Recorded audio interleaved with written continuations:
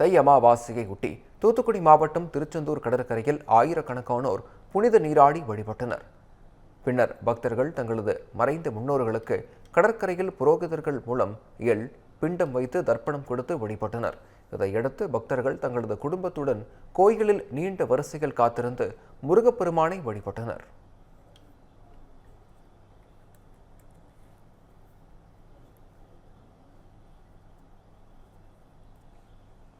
இதேபோல் தை அமாவாசையையொட்டி தருமபுரி மாவட்டம் ஒகேனக்கல் காவிரி ஆற்றில் ஏராளமானோர் புனித நீராடி முன்னோர்களுக்கு தர்ப்பணம் கொடுத்து வழிபட்டனர்.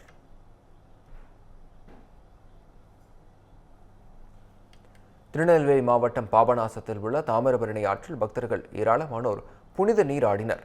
பின்னர் மறைந்த முன்னோர்களுக்கு புரோகிதர்கள் மூலம் பிண்டம் வைத்து தர்ப்பணம் கொடுத்து வழிபட்டனர்.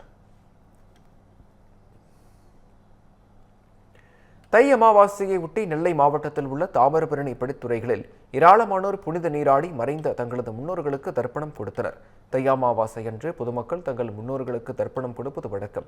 இதனால் முன்னோர்களின் ஆசி கிடைக்கும் என்பது ஐதீகம். இதையொட்டி நெல்லை மாவட்டத்தில் உள்ள பாபநாசம், கொக்கிரகுளம், வண்ணாரப்பேட்டை உள்ளிட்ட தாமிரபரணி படித்துறைகளில் ஆயிரக்கணக்கானோர் புனித நீராடினர். பின்னர் நீண்ட வரிசையில் காத்திருந்து மறைந்த தங்களது முன்னோர்களுக்கு பிண்டம் வைத்து தர்ப்பணம் கொடுத்தனர். அமாவாசை என்பது ஒவ்வொரு வருடமும் தன்னுடைய தாய் தந்தைக்கு திதியாக அந்த குறிப்பிட்ட நாளிலே கொடுக்கப்பட வேண்டும். அந்த நாள் இப்பொழுது பலருக்கு தெரியாமல் போகலாம், அந்த திதி தெரியாமல் போகலாம். அந்த சூழ்நிலையில் தை அமாவாசையும் ஆடி அமாவாசையும் ரொம்ப முக்கியமான தினம். அந்த நாள் மூதாதையரை அழைத்து ஐயரை வைத்து தர்ப்பணம் செய்தால் அந்த குடும்பத்திற்கு எந்த விதமான பாதகமும் இல்லாமல் நன்மை நடக்க வேண்டும் என்ற ஐதீகமாய், அதுவும் தாமிரபரணி நதிக்கரையிலே சிறப்பாக அந்த திதியை கொடுப்பது மிகவும் சிறந்தது. அதுதான் ஒவ்வொரு ஆண்டும் கடைபிடிக்கிறார்கள். தை அமாவாசை ஆடி அமாவாசை முக்கியமான நாள். அங்கே உள்ள ஆற்றிலே குளித்து அங்கே புரோகிதரை வரவழைத்து திதி கொடுத்தால் மிகவும் நல்லாக இருக்கும் என்பதுதான் என்னுடைய அன்பான கருத்து. நாகை மாவட்டம் கோடியக்கரை கடற்கரையில் ஆயிரக்கணக்கானோர் புனித நீராடினர். பின்னர் பக்தர்கள் மறைந்த தங்களது முன்னோர்களுக்கு பச்சரிசி, காய்கறிகள், அகத்திக்கீரை உள்ளிட்டவை வைத்து தர்ப்பணம் கொடுத்து வழிபட்டனர். இதேபோல் வேதாரண்யேஸ்வரர் கோயிலில் உள்ள மணிக்கர்ணிகை தீர்த்தத்திலும் பக்தர்கள் புனித நீராடினர்.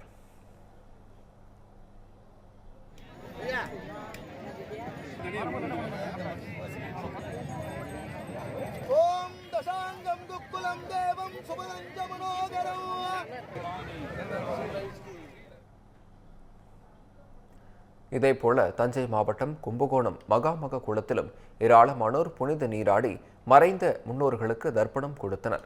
பின்னர் அங்குள்ள காவிரி படித்துறையிலும் பக்தர்கள் புரோகிதர்கள் மூலம் தர்ப்பணம் கொடுத்து தங்களது முன்னோர்களை வழிபட்டனர்.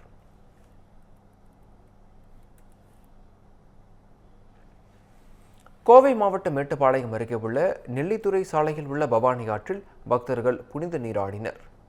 பின்னர் அங்கு உள்ள இந்து சமுதாய நந்தவனத்தில் அவர்கள் முன்னோர்களுக்கு தர்ப்பணம் கொடுத்தனர்.